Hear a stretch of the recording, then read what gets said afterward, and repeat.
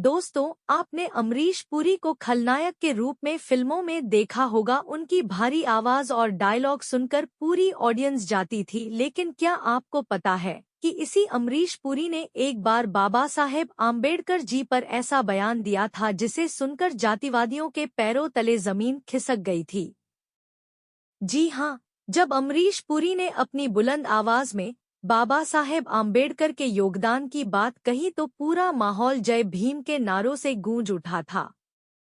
तो दोस्तों, आज के इस वीडियो में हम आपको वही पुराना बयान सुनाने वाले हैं जिसे शायद आपने पहले कभी नहीं सुना होगा। यकीन मानिए, अगर आप बाबा साहेब से प्यार करते हैं, अगर आप अमरीश पुरी को सच्चा कलाकार मानते हैं, तो इस वीडियो का एक एक शब्द आपको सीधा दिल से जुड़ेगा। अगर आप चैनल पर नए हो तो चैनल को अभी के अभी सब्सक्राइब करो और वीडियो को भी लाइक कर दो और वीडियो अपने दोस्तों के साथ शेयर कर दो। तो दोस्तों, हाल ही में ट्विटर पर अमरीश पुरी जी का पुराना बयान वायरल हो रहा है जिसमें उन्होंने कहा, दोस्तों, जब जब इस देश ने अन्याय और जातिवाद की आग में तपकर अपना रास्ता खोया है, तब एक महान आत्मा ने जन्म लिया है और उस आत्मा का नाम है भीमराव रामजी आम्बेडकर। वो आदमी जिसने अपने जीवन के हर दर्द को, हर अपमान को, हर अन्याय को ताकत बनाया, जिसने उस दर्द को हथियार की तरह इस्तेमाल करके इस देश को नया संविधान दिया। मैं अमरीश पुरी आज आपसे कहना चाहता हूँ, बाबा साहेब आम्बेडकर सिर्फ एक नेता नहीं थे, वो इस धरती के क्रांतिकारी थे। जातिवाद की जंजीरों में जकड़े समाज को तोड़कर उन्होंने हमें आजादी दी। वह दूसरी आजादी थी, बराबरी और सम्मान की आजादी। याद रखो, अगर आम्बेडकर न होते तो शायद यह संविधान न होता है, शायद यह लोकतंत्र न होता और शायद ये आवाजें भी दम घुटकर खामोश हो जाती। उन्होंने हमें यह हक दिलाया कि हम सिर उठाकर जी सके, अपनी बात कह सके और अपने अधिकार मांग उसके। दोस्तों, बाबा साहेब ने कहा था, शिक्षित बनो, संगठित रहो और संघर्ष करो। यही मंत्र है, यही रास्ता है और यही आवाज आज भी गूंजती है गली गली, गांव गांव, शहर शहर। मगर अफसोस की बात है कि आज भी कुछ लोग जातिवाद की आग जलाकर समाज को बांटना चाहते हैं। उन्हें याद रखना चाहिए, बाबा साहेब आम्बेडकर का नाम ही उनके लिए जवाब है, उनकी सोच ही उनके लिए आईना है। इसीलिए मैं कहता हूँ, बाबा साहेब सिर्फ एक इंसान नहीं, एक विचार है और विचार कभी मरते नहीं, वह हमेशा जिंदा रहते हैं और हर पीढ़ी को राह दिखाते हैं। दोस्तों, मैं आपको बता दूं, जो लोग आज भी जातिवाद में उलझे हुए हैं, उन्हें बाबा साहेब के जीवन से सीख लेनी चाहिए। आम्बेडकर जी ने कभी भी द्वेष का रास्ता नहीं चुना, उन्होंने हमेशा ज्ञान और न्याय का मार्ग दिखाया। बाबा साहेब आम्बेडकर जी का जीवन हमें यह सिखाता है कि समाज को बदलने के लिए नफरत नहीं, बल्कि शिक्षा और समझदारी की जरूरत होती है। सोचिए, एक बच्चा जिसे स्कूल में अपने सहपाठियों के साथ बैठने की अनुमति नहीं थी, जिसे प्यास लगने पर भी कुएं का पानी छूने नहीं दिया जाता था, वही बच्चा बड़ा होकर पूरे भारत का संविधान निर्माता बन गया। यही कहानी बताती है कि सच्चा बदलाव किस दिशा से आता है, किताबों से, शिक्षा से और न्याय के लिए संघर्ष से। लेकिन दुख की बात यह है कि आज भी हमारे समाज में ऐसे लोग हैं जो जाति पांति के अंधकार में जी रहे हैं, जो नफरत और भेदभाव को जिंदा रखना चाहते हैं।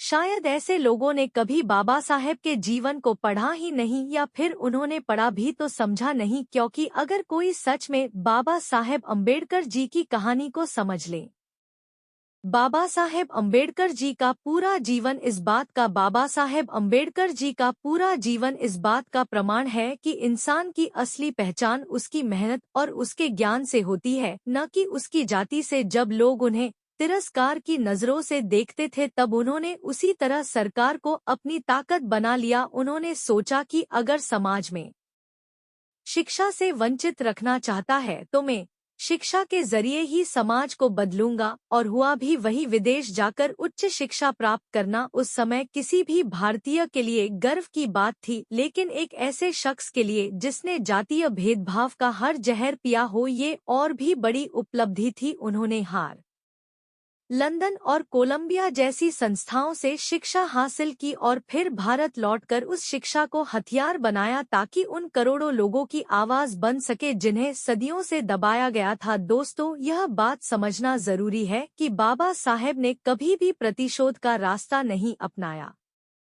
वे चाहें तो जातिवादियों के खिलाफ खड़ा होकर नफरत की आग भड़का सकते थे, लेकिन उन्होंने ऐसा नहीं किया। उन्होंने शांतिपूर्वक समाज को समझाया कि बराबरी और न्याय से ही राष्ट्र मजबूत बनता है। उन्होंने यह दिखा दिया कि असली क्रांति बंदूक या तलवार से नहीं, बल्कि कलम और किताब से होती है। यही वजह है कि आज पूरी दुनिया उन्हें सम्मान देती है। लेकिन दुख इस बात का है कि आज़ादी के 72 साल से भी ज्यादा समय बीत जाने के बाद भी जातिवाद का जहर हमारे समाज से पूरी तरह खत्म नहीं हुआ है। आज भी गांवों में हुए अलग है, मंदिरों में प्रवेश पर रोक है, शादियों में जाति पूछी जाती है और राजनीति जातीय समीकरणों पर खेली जाती है। सोचिए, अगर आम्बेडकर जी होते तो इस स्थिति को देखकर कितने दुखी होते हैं। उन्होंने जिस भारत का सपना देखा था वह ऐसा भारत था जहां हर व्यक्ति को उसकी मेहनत और योग्यता के आधार पर पहचाना जाए, न कि उसकी जाति या धर्म के आधार पर। उन्होंने हर वक्त कहा कि शिक्षित बनो, संगठित रहो और संघर्ष करो। यह सिर्फ एक नारा नहीं था बल्कि जीवन जीने की राह थी। उन्होंने यह 3 मंत्र इसलिए दिए क्योंकि वे जानते थे कि अगर समाज शिक्षित होगा तो अज्ञानता की जंजीरें टूटेंगे, अगर समाज संगठित होगा तो अत्याचार की दीवारें देंगे और अगर समाज संघर्ष करेगा तो न्याय जरूर मिलेगा। प्रमाण है कि इंसान की असली पहचान उसकी मेहनत और उसके ज्ञान से होती है, न कि उसकी जाति से। जब लोग उन्हें तिरस्कार की नजरों से देखते थे तब उन्होंने उसी तरह सरकार को अपनी ताकत बना लिया। उन्होंने सोचा कि अगर समाज में शिक्षा से वंचित रखना चाहता है तो मैं शिक्षा के जरिए ही समाज को बदलूंगा, और हुआ भी वही। विदेश जाकर उच्च शिक्षा प्राप्त करना उस समय किसी भी भारतीय के लिए गर्व की बात थी, लेकिन एक ऐसे शख्स के लिए जिसने जातीय भेदभाव का हर जहर पिया हो ये और भी बड़ी उपलब्धि थी। उन्होंने लंदन और कोलंबिया जैसी संस्थाओं से शिक्षा हासिल की और फिर भारत लौटकर उस शिक्षा को हथियार बनाया ताकि उन करोड़ों लोगों की आवाज बन सके जिन्हें सदियों से दबाया गया था। दोस्तों, यह बात समझना जरूरी है कि बाबा साहेब ने कभी भी प्रतिशोध का रास्ता नहीं अपनाया।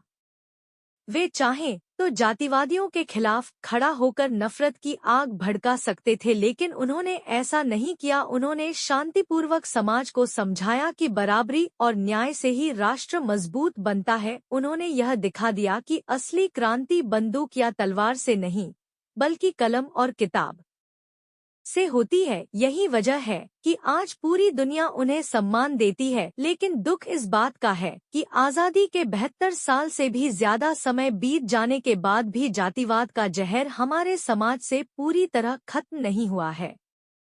आज भी गांवों में हुए अलग है, मंदिरों में प्रवेश पर रोक है, शादियों में जाति पूछी जाती है और राजनीति जातीय समीकरणों पर खेली जाती है। सोचिए, अगर आम्बेडकर जी होते तो इस स्थिति को देखकर कितने दुखी होते हैं। उन्होंने जिस भारत का सपना देखा था वह ऐसा भारत था जहां हर व्यक्ति को उसकी मेहनत और योग्यता के आधार पर पहचाना जाए, न कि उसकी जाति या धर्म के आधार पर। उन्होंने हर वक्त कहा कि शिक्षित बनो, संगठित रहो और संघर्ष करो। यह सिर्फ एक नारा नहीं था बल्कि जीवन जीने की राह थी। उन्होंने यह 3 मंत्र इसलिए दिए क्योंकि वे जानते थे कि अगर समाज शिक्षित होगा तो अज्ञानता की जंजीरें टूटेंगे, अगर समाज संगठित होगा तो अत्याचार की दीवारें देंगे और अगर समाज संघर्ष करेगा तो न्याय जरूर मिलेगा।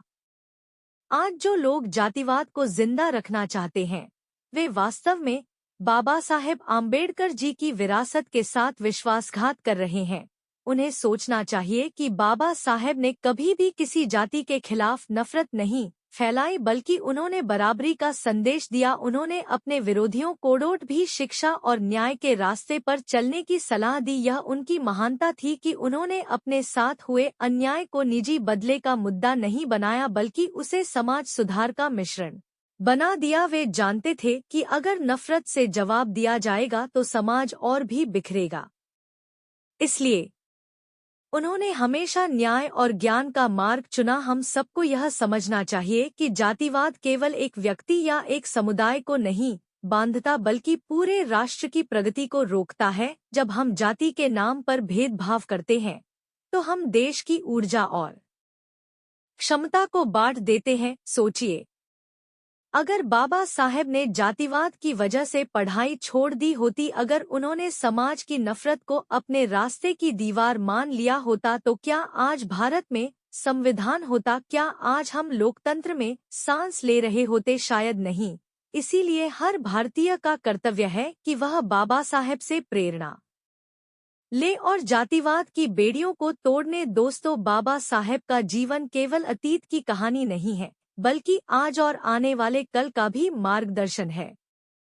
अगर हम सच में उनके सपनों का भारत बनाना चाहते हैं तो हमें उनकी तरह ही शिक्षा और न्याय को सर्वोच्च मानना होगा। हमें यह तय करना होगा कि हम किसी को उसकी जाति से नहीं, बल्कि उसकी इंसानियत से पहचानेंगे। हमें अपने बच्चों को सिखाना होगा कि इंसान की कीमत उसकी सोच और मेहनत से होती है, न कि उसके जन्म से। तो दोस्तों, आपके इस विषय पर क्या विचार है, हमें कमेंट करके बताएं। और अगर वीडियो पसंद आया हो तो वीडियो को लाइक करके चैनल को सब्सक्राइब जरूर करें और बेल आइकॉन प्रेस करें। मिलते हैं किसी और वीडियो में। जय भीम, जय भारत, धन्यवाद।